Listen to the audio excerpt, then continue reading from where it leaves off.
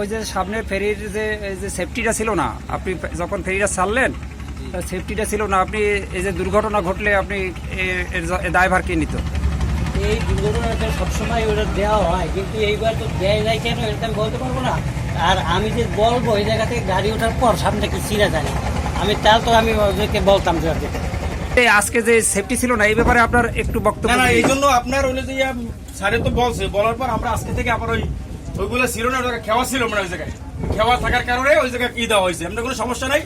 নতুন করে আবার সবগুলো আনা হয়েছে, সবগুলো টানাই দেওয়া হবে আবার। না, আমরা ভিডিওটা নিয়েছি একেবারে ঠিক মাঝখান থেকে। সংশোধনের দরকার আছে, ঠিক আছে। এরপর থেকে আপনার এগুলা আজকে থেকে কোনো এগুলো হবে না, সবগুলো টানাই দেওয়া হয়েছে।